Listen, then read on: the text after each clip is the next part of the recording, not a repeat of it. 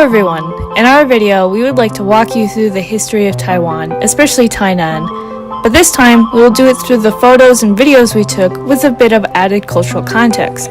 Additionally, we will explore some of the activities we did and explore how they illustrate the culture of Tainan. The combination of the two will provide a well-rounded picture of both the history and culture of Tainan. The history of a given people is largely told by how and where they live. Architecture and the way buildings were initially constructed, repurposed, and are currently being used tell us a lot about the history of a given place. To better understand the history and culture of Tainan, we can look at the architecture from three main periods. The first is the Qing dynasty, the second is the Japanese colonial period, and the third is from 1945 up until today.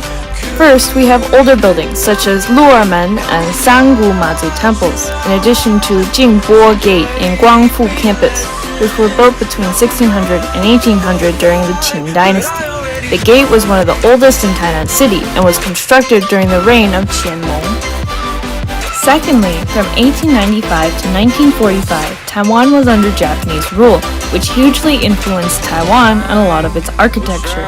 National Cheng-Kung University especially has many buildings that were constructed during this era. These buildings include the NCKU Museum, the old physics building, the old hospital, and a lot of other buildings you can discover just by strolling through campus. Additionally, many of the other buildings in Tainan that we visited were built under or memorialized Japanese rule, including the Tainan Waterworks Museum and the Tapani Incident Memorial Park. Lastly, there are the more modern buildings built after 1945. On campus, the most prominent example is the American-funded library, but there are also many other more recent buildings at NCKU.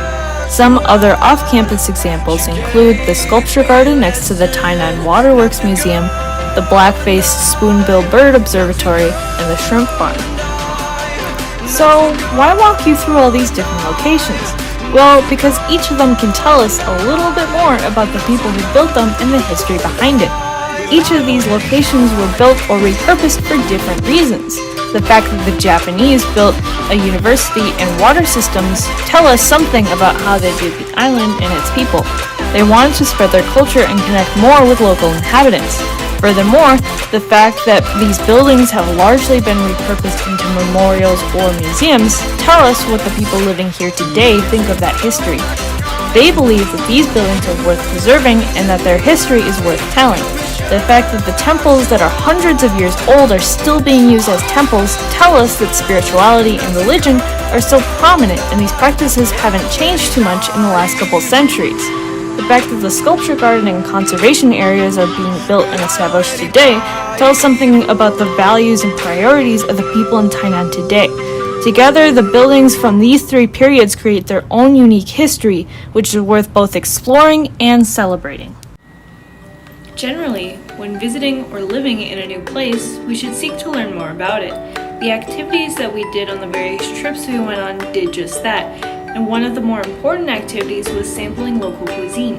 In particular, we were able to sample mango and shrimp from places for which they are specialties. Outside of class even, we have taken full advantage of and have eaten as much good food as we possibly can.